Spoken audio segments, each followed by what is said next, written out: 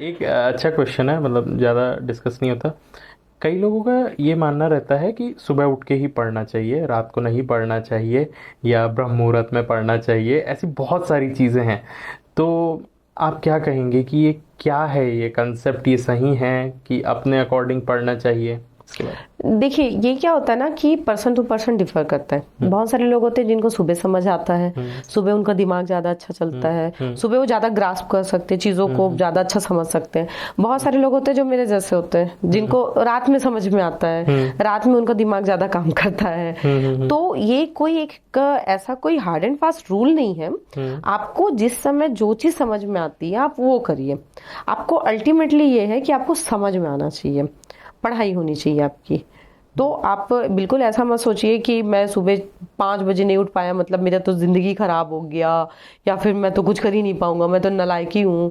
तो नहीं, आपका जो टाइम, आप जिस टाइम पे आप कंफर्ट, जैसे बहुत सारे लोग हैं जो दोपहर में नहीं पढ़ पाते, मतलब दोपहर में उनको इतनी नींद आती है कि वो नहीं पढ़ पाते, है ना। लेकिन बहुत सारे लोग होते हैं जो दोपहर में पढ़ते हैं। तो ये सबका अलग अलग है।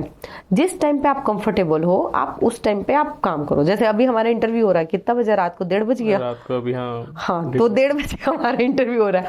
हम इस टाइम पे कंफर्टेबल है तो हमारे इस टाइम पे हो रहा है। तो ये हर व्यक्ति का अलग अलग होता है। तो आप अपने आप को टाइम बाउंड अदर के हिसाब से मत करिए। आपको अपना स्ट्रेंथ पहचानना पड़ेगा। आपको अपनी स्ट्रेंथ, वीकनेस दोनों दोनों आपको पता होनी चाहिए। वो सबके लिए अलग है। कोई जरूरी नहीं कि आपका जो है वो मेरा भी रहे, है ना।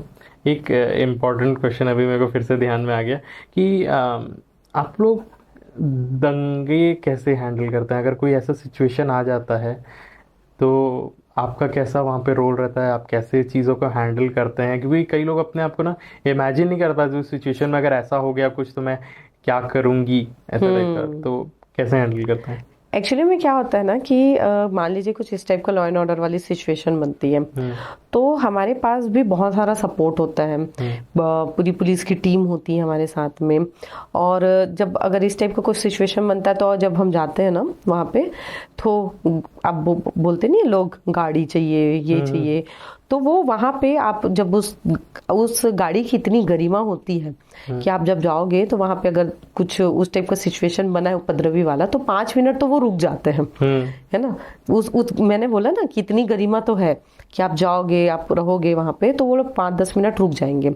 उसके बाद फिर टोटल आपका कन्विंसिंग पावर डिपेंड करता है, आप किस तरीके से कन्विंस कर रहे हो उसको। आपको खुद को उस चीज का नॉलेज है कि नहीं।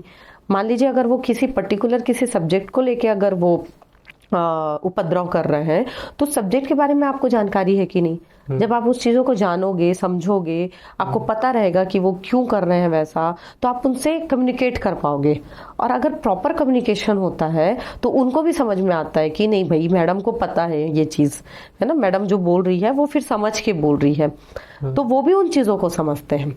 और फिर वो बातचीत जब होती है, कम्युनिकेशन होता है दोनों तरफ से, उनकी तरफ से भी होता है, आपकी तरफ से भी होता है, तो बातचीत से फिर समस्या का समाधान हो जाता है। कोई भी दुनिया में कोई भी ऐसी समस्या नहीं है जिसका समाधान बातचीत से नहीं हो सकता। हाँ, बस ये है कि आपको भी वही तर्क प्रस्तुत करने पड़ेंगे जो तर्क लॉजिकली हो, बाय लॉ हो। मतलब कुछ भी हवे हवाई में फेकोलॉजी नहीं करना है, ठीक है ना, ताकि वो तर्क से सामने वाला संतुष्ट हो। अगर वो तर्क से संतुष्ट नहीं होगा आपका, तो फिर वो आपकी बातों को नहीं समझ पाएगा, और उसके बाद उसका फेथ भी, विश्वास भी आपके ऊपर क्रिएट नहीं हो पाएगा। और वो तर्क तब क्रिएट होगा, मैंने बोला ना हर चीज के जड़ में ज्ञान है। वो तर्क भी तब आएगा जब आपको उस विषय वस्तु का ज्ञान होगा। तो आपको ज्ञान होना चाहिए, ज्ञान होगा तो ये सारी चीजें होंगी। जी।